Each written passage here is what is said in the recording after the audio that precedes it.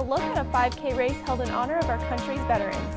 Then we preview a new Kosher Bistro on campus that is cooking up some fresh and healthy food. All this and more on CTV News, starting right now.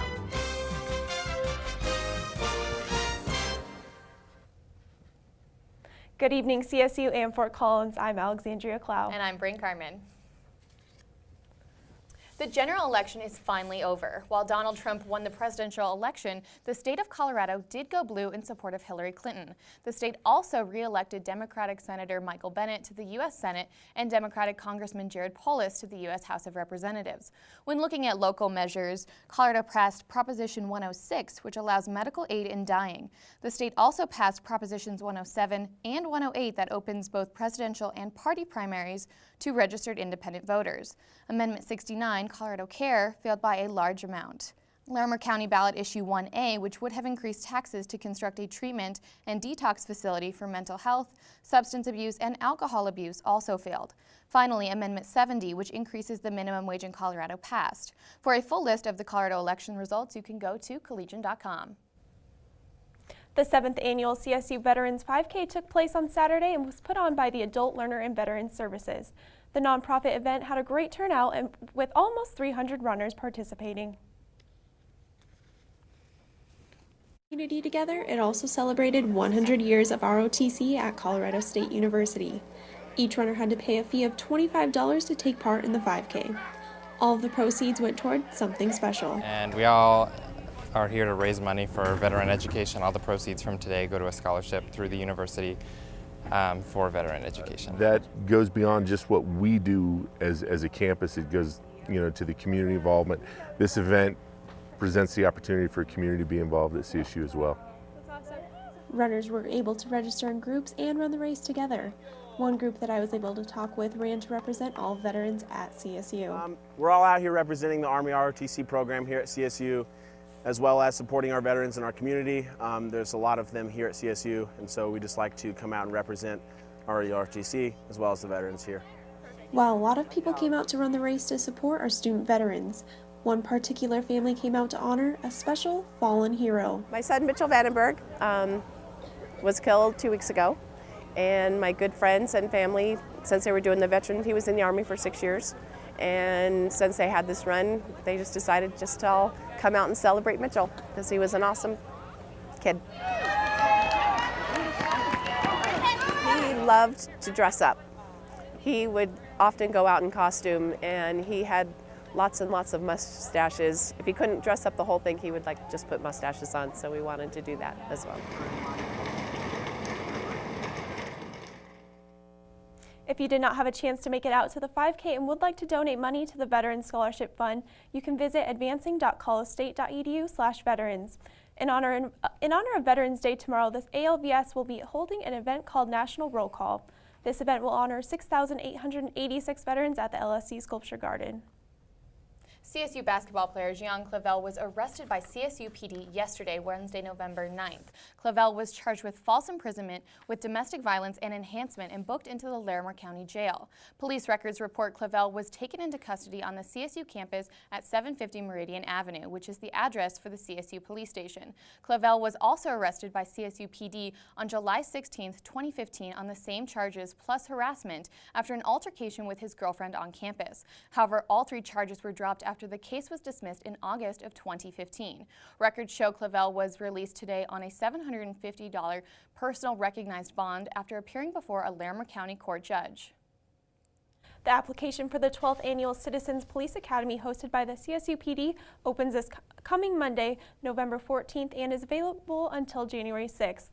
The Academy allows students and faculty to learn about general police tactics, how to investigate crime scenes, laws relating to policing, and more. Anyone from the CSU community is encouraged to apply. However, 15 students and 10 faculty members will be admitted into the academy. Students who apply must have a 2.5 GPA or higher, and all applicants cannot have any felony or misdemeanor convictions on their record. Classes for the Citizens Police Academy will start on February 2nd of 2017 and take place every Thursday from 6 to 8 in the evening for 12 weeks. Eating kosher is a popular diet for people of Jewish faith. However, more and more people are choosing to eat kosher because it's fresh, clean, and healthy. The CSU rabbi, CSU President Tony Frank, and the housing and dining community have been working to create a kosher dining experience that is now finally open to the public.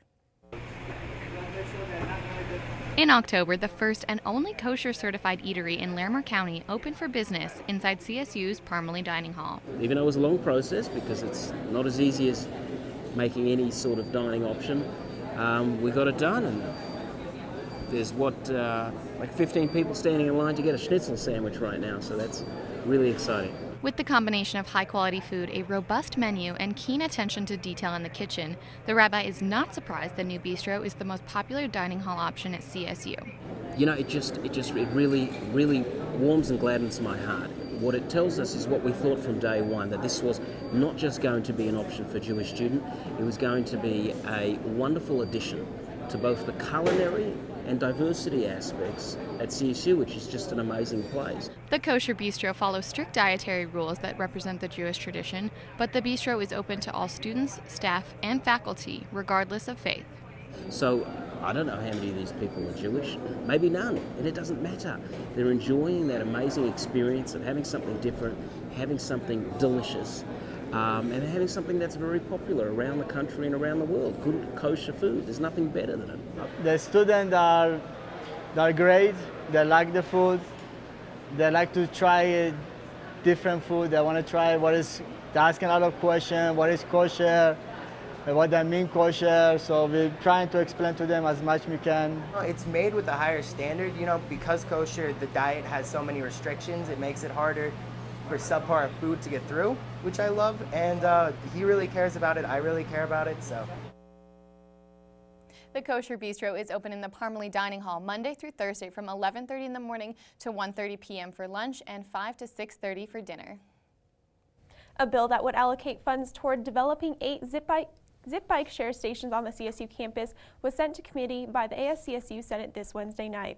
Bill number 4607 is a partnership between ASCSU, Zipcar, Zagster, and Zagster. Talk of bringing a bike share program that would integrate with the Fort Collins bike share system has been ongoing since 2015. The current deal with Zipcar is a time-sensitive partnership that would allow ASCSU to introduce a system at a reduced price. If the new system is approved, it would cost $70,000 for 4 years. The bill was sent to committee so senators can talk with their constituents about the program. To receive the bikes at the reduced price, ASCSU and providers must agree on the finalized deal by December. The holiday season is quickly approaching, which means that the thousands of strands of lights in Old Town are officially back.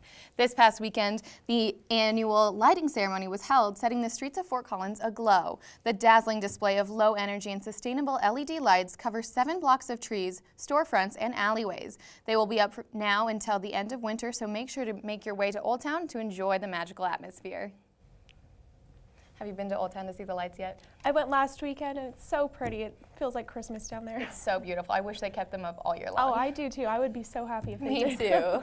Coming up next, weather anchor Ryan Christ has your weekly weather forecast. Then we take a look at the world of sports with Tim McCall.